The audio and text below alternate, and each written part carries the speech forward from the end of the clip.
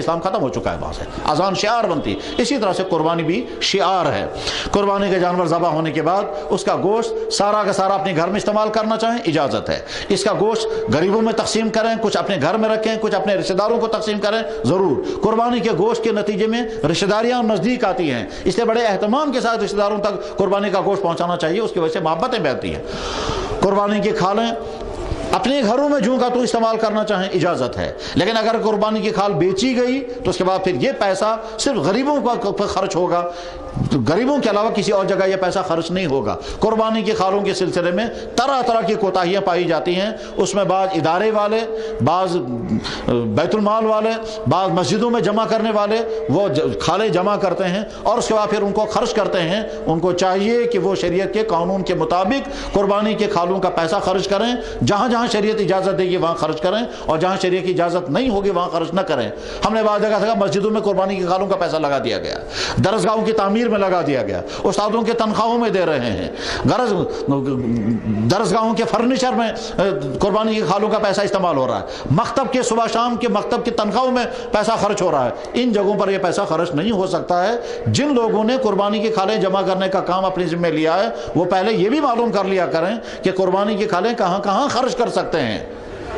یہی سری نگر شہر میں ایک جگہ قربانی کی کھالیں جمع ہوگی, بعد میں ان کے دفتر کو دیکھا تقریباً 1 لاکھ روپے کا فرنیچر اور کمرے کی پینلنگ اور 20-30 ہزار روپے کی کرسیاں لگائی گئی تھی قربانی کے کھالوں کا پیسہ بیچ کر. کیا یتیم خان چلا ہوا, تو یتیم خانہ چلا رہے ہیں اور پیسہ اس پہ خرچ کر رہے ہیں. بہرحال مسلمان وہ ہے کہ جو اسلامی ہر جگہ اسلامی اصولوں کے مطابق زندگی گزارے. جو چیز جہاں شریعت نے جس طرح سے رکھی ہے اسی طرح سے ہم کرنے کے پابند ہیں. قرآن کریم میں اللہ تعالیٰ شانہ نے اپنے نبی سے فرمایا, آپ یہ کہیے ان صلاتی و نسکی و محیای و مماتی للہ رب العالمین, میری نمازیں, میری قربانیاں, میری زندگی, میری موت ایک اللہ کے لیے ہے. ہم بھی یہی کہیں گے, یا اللہ ہماری زندگی, ہماری جوانیاں, ہمارا پیسہ, ہماری خوشیاں, سب کچھ آپ کے لیے ہے. ہماری زندگی بھی آپ کے لیے, ہماری موت بھی آپ کے لیے. ان صلاتی, بے شک میری نماز, وہ نسکی, میری قربانیاں, وہ محیای, میری زندگی, وہ مماتی, اور میری موت سب اللہ کے لیے ہے. بس اسی جذبے کے ساتھ ایمان والوں کی زندگی گزارنی چاہیے.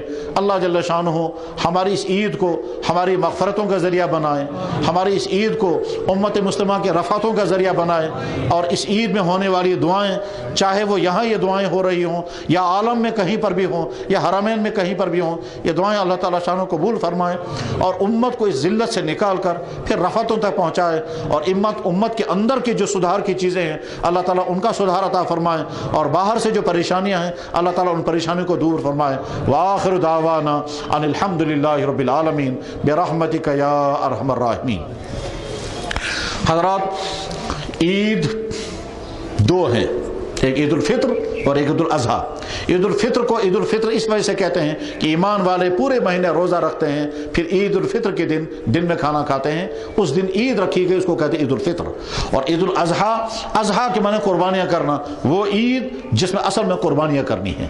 تو عید الفطر اور عید الاضحیٰ, ان دونوں عیدوں میں 2 رکعت نماز پڑھنی ہوتی ہے. اس نماز کے لیے نہ اذان ہے نہ اقامت ہے, البتہ باقی نماز کی ساری شرطیں اس میں ہیں. ان نمازوں میں 2 چیزیں زائد ہیں, ایک یہ ہے کہ خطبہ ہوگا اور وہ خطبہ نماز کے بعد ہوگا, اور دوسری چیز اس نماز کے اندر تکبیریں زیادہ پڑھی جاتی ہیں. چنانچہ پہلی رکعت میں بھی تکبیریں زیادہ ہوں گی اور دوسری رکعت میں بھی تکبیریں زیادہ ہوں گی. پہلی رکعت جب امام شروع کرے گا اللہ اکبر کہہ کر کے سبحانک اللہم پڑھی جائے گی. اس کے بعد پھر 3 مرتبہ امام اللہ اکبر اللہ اکبر اللہ اکبر کہے گا, تمام مقتدی بھی 3 مرتبہ اللہ اکبر کہیں گے. پھر اس کے بعد قرات ہوگی اور 1 رکعت مکمل ہوگی. 1 رکعت مکمل ہونے کے بعد پھر اگلی رکعت میں پہلے قرات ہوگی, اور قرات ہونے کے بعد پھر جب امام قرات ختم کرے گا اللہ اکبر کہے گا, وہ اللہ اکبر رکوع میں جانے کا اللہ اکبر نہیں ہوگا بلکہ وہ اللہ اکبر 3 تکبیروں کا اللہ اکبر ہوگا. وہ 3 تکبیروں کے بعد پھر چوتھی مرتبہ جب امام اللہ اکبر کہے گا تو رکوع کی تکبیر ہوگی.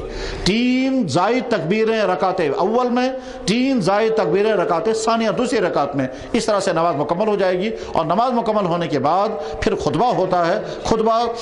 نماز عید کا خطبہ, یہ خطبہ پڑھنا واجب ہے, اور سنت خطبہ سنت ہے، خطبہ سن کر کے جانا چاہیے۔ اس خطبے میں یہی ساری باتیں بیان کی جاتی ہیں، قربانی کرنے کی فضیلت، قربانی کے احکام، ذی الحجہ کے احکام اور گوشت وغیرہ کے احکام، یہی اس میں احادیث کے ذریعے سے اس خطبے میں بیان پڑھا جاتا ہے۔ اللہ جل شانہ ہماری اس عید کو قبول فرمائیں اور ہماری دعاؤں کو اپنی بارگاہ میں قبول فرمائیں، اور جن کے گھروں میں جو مسائل ہیں اللہ تعالیٰ ان بھائیوں کے تمام مسائل حل فرمائیں۔